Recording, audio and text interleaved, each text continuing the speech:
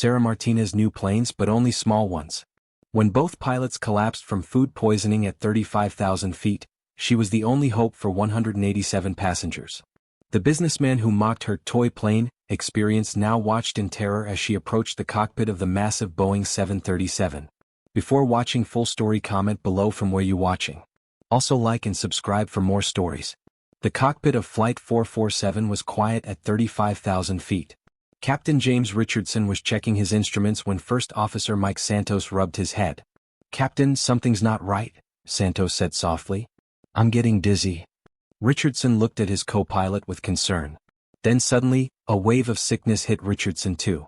His stomach felt terrible. Both men had eaten lunch from the same airport catering service just before takeoff. Now they were both feeling very sick, and the plane was still flying with 187 passengers on board. 3 hours earlier, the story had begun very differently. Sarah Martinez was sitting in Chicago O'Hare Airport, waiting for her flight to Denver. She was reading an aviation magazine, studying the latest cockpit technology. Sarah was 34 years old and had worked as a flight instructor for many years. She knew a lot about flying planes but mostly small private aircraft. She was traveling as a regular passenger today, going to visit her sister in Colorado. A businessman named Craig Murphy was standing behind her in the boarding line. He saw her aviation magazine and smiled in a way that wasn't very nice. "Planning to fly the plane yourself?" he asked with a laugh. Sarah looked up politely. She had heard jokes like this many times before. "Just keeping up with the industry," she replied calmly. Craig kept talking. "Oh, do you work for the airlines?" he asked. Sarah shook her head. "I used to be a flight instructor. I taught people to fly small planes." Craig's smile became more condescending. "Well, leave the big planes to the real pilots, right? These commercial jets are way too complicated for that kind of flying." Sarah felt annoyed but didn't show it. She had dealt with men like Craig her whole career. They always assumed women couldn't handle technical things or work under pressure. She just smiled and went back to reading her magazine. Craig walked away, shaking his head like he thought she was funny. Sarah was used to this treatment, but it still bothered her. She had excellent flying skills and had taught hundreds of students to fly safely. But people often didn't take her seriously because she was a woman. When boarding began, Sarah found her seat in the middle of the plane, seat 12F.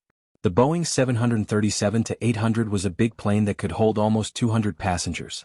During boarding, the cockpit door was open, and Sarah could see the pilots going through their pre-flight checks. She always paid attention to flight operations, even when she was just a passenger. It was a habit from her years of teaching flying. She noticed both pilots eating identical meals from the airport catering service. As a safety-conscious pilot, she always observed these details. The flight attendant, Lisa, came by and asked if Sarah needed anything. "Just water, please." "It's a beautiful day for flying," Sarah said. Lisa smiled. "Yes, it should be smooth sailing to Denver today." Sarah nodded and continued watching the pilots prepare for departure. She could see they were experienced professionals who knew their job well. Everything looked normal as the plane pushed back from the gate and began taxiing to the runway. During takeoff, Sarah felt the familiar thrill of leaving the ground. Even though she wasn't flying the plane, she still loved the feeling of flight. The Boeing 737 climbed smoothly into the sky, and soon they were cruising at 35,000 feet. The captain made an announcement that they would arrive in Denver on time. Passengers settled in for the 3-hour flight, reading books, working on laptops, or sleeping. About an hour into the flight, Sarah noticed something strange. She had moved to an empty seat that gave her a better view of the cockpit area. Both pilots looked uncomfortable. One was rubbing his forehead and the other looked pale. Craig, who was sitting across the aisle now, saw her watching the cockpit. "What are you doing now, supervising the pilots?" he asked with another laugh. "I'm just interested in flight operations," Sarah replied. Craig shook his head. "Lady, I've been flying commercial for 20 years. These guys know exactly what they're doing. Maybe you should stick to your magazine instead of trying to help professional pilots." Other passengers nearby heard this and chuckled. Sarah felt her face getting red with embarrassment, but she stayed calm. She had learned long ago not to argue with people like Craig. But she kept watching the cockpit because something didn't look right. Her years of experience as a flight instructor had taught her to notice when pilots were having problems. In the cockpit, Captain Richardson and First Officer Santos were feeling worse and worse. Richardson's face was sweaty and pale. Santos was gripping his armrest and looking sick. "James, I really don't feel good," Santos said weakly. Richardson nodded. "Me neither." What did we eat? Both men were struggling to concentrate on flying the plane. Richardson reached for the intercom to call the flight attendants, but suddenly he felt like he was going to throw up.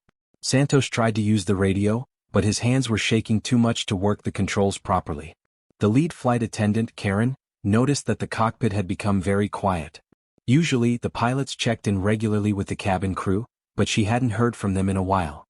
She walked to the cockpit door and knocked. "Captain Richardson? Is everything okay up there?" There was no answer. She knocked again, louder this time. "Captain?" Still nothing. The cockpit door was locked from the inside for security reasons, so she couldn't get in to check on them. Air Marshal David Torres was sitting in seat 3A in first class. He was a former military man who had been trained to notice problems. When he saw Karen knocking on the cockpit door with no response, he immediately became alert. Something was wrong. He got up and walked over to Karen. "What's the problem?" he asked quietly. Karen looked worried. "The pilots aren't responding. This isn't normal."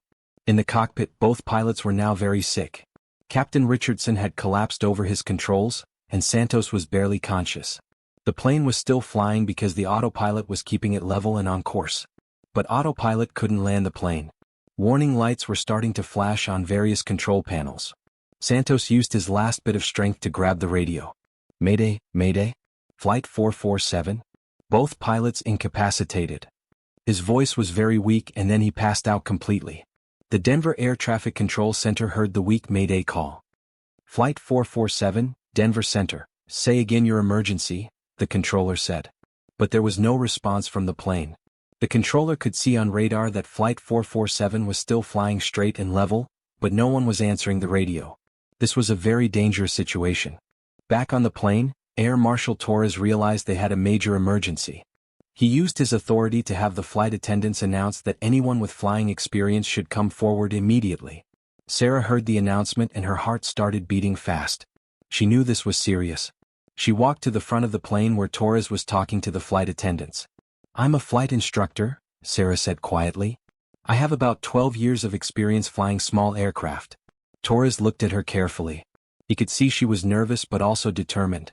"Have you ever flown anything this big?" he asked. Sarah shook her head. "No, just small planes. Twin engine at most. Nothing like this." Torres realized she was their only hope. "We need to get you into that cockpit," he said. But the other passengers weren't so sure. Craig heard what was happening and came forward. "Wait a minute," he said loudly.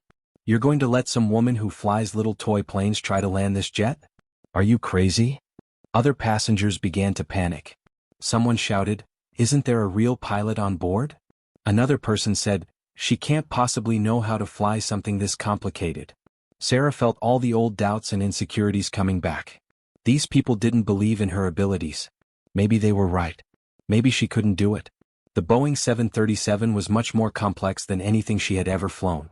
It had different engines, different systems, different everything. But Torres put his hand on her shoulder. "You're the only pilot we have," he said firmly. "These people's lives depend on you." The flight attendants managed to unlock the cockpit door. Sarah saw both pilots unconscious in their seats. The autopilot was keeping the plane flying straight, but she could see warning lights flashing. She had never seen controls this complicated before. There were hundreds of switches, gauges, and displays. Her small planes had simple instruments compared to this.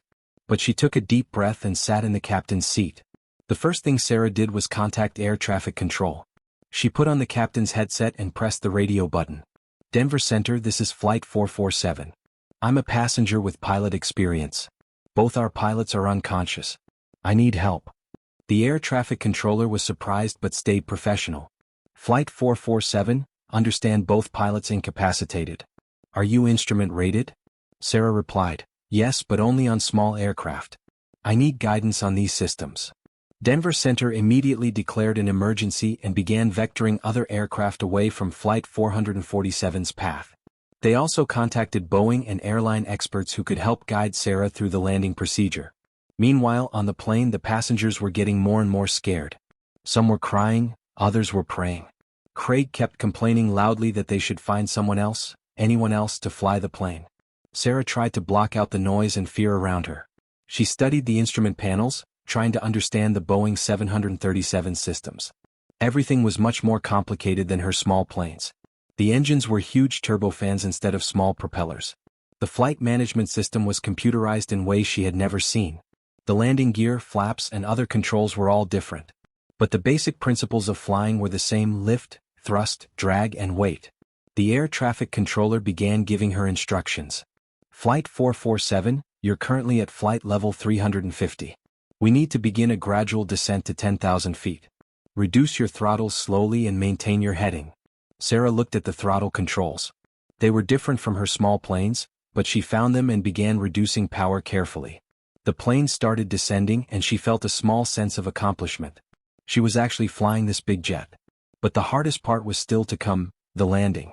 Sarah had never landed anything heavier than 12,000 pounds. The Boeing 737 weighed over 150,000 pounds fully loaded. It would fly differently, handle differently, and land at much higher speeds than she was used to. The controller connected her with a Boeing 737 instructor pilot on the ground who could guide her through the approach procedures. As the plane descended toward Denver, Sarah had to manage not just the flying, but also the passengers' fear. Many people were panicking and the flight attendants were working hard to keep everyone calm. Craig was still complaining, but other passengers were starting to realize that Sarah was their only hope. Some began encouraging her, saying things like, "You can do it, and we believe in you." 20 miles from Denver International Airport, Sarah began the approach procedures. The ground instructor talked her through extending the landing gear and flaps. Each step was different from her small planes, but she followed the instructions carefully. The plane felt heavy and sluggish compared to what she was used to. The approach speed was over 140 miles per hour, much faster than she had ever landed before. Flight 447, you're looking good on the approach, the controller said. Runway 34R is cleared for your emergency landing. Fire and rescue equipment is standing by. Sarah could see the runway ahead. It looked very long, but she knew she had to get the landing right on the first try. There wouldn't be a second chance with a plane this size and weight. The final approach was the most terrifying part. Sarah had to manage the plane's speed, altitude, and alignment all at the same time. The Boeing 737 wanted to fly fast and straight, but she needed to slow it down and line it up with the runway. Her hands were shaking on the controls, but she tried to stay calm. She remembered all the students she had taught over the years. She had always told them to stay focused and fly the plane first, worry about everything else later.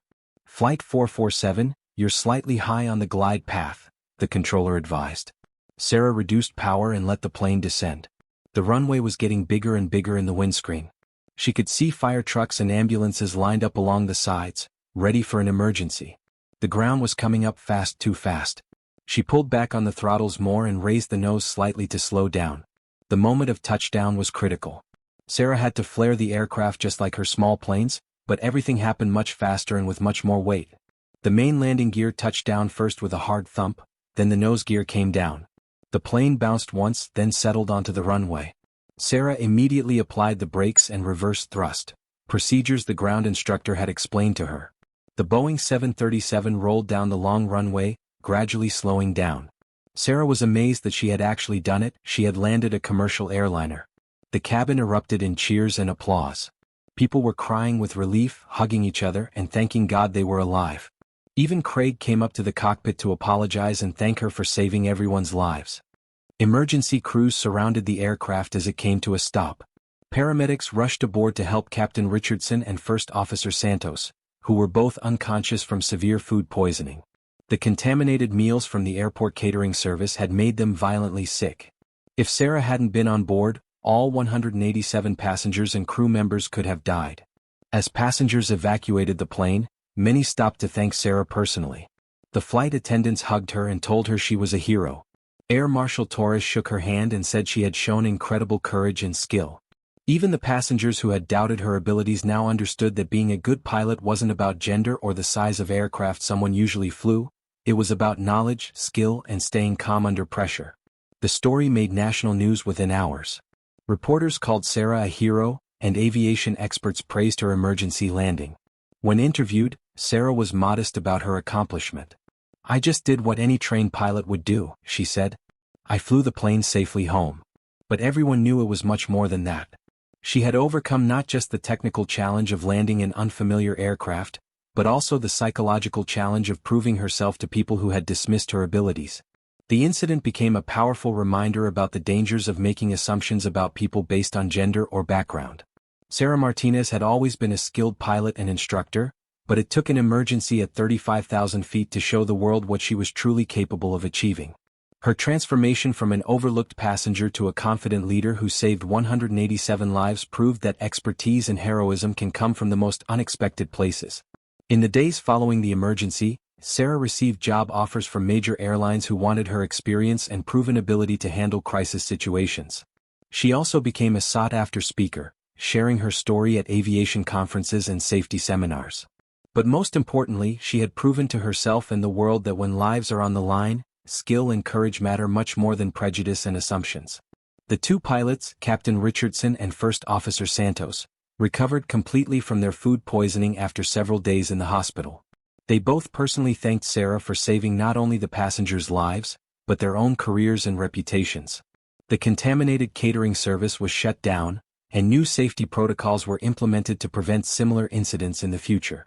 Sarah's story inspired many young women to pursue careers in aviation, showing them that with proper training and determination, there are no limits to what they can achieve. She continued working as a flight instructor, but now with a new level of respect and recognition for her abilities. The woman who had once been dismissed as someone who only flew toy planes, had become one of the most respected pilots in the aviation community.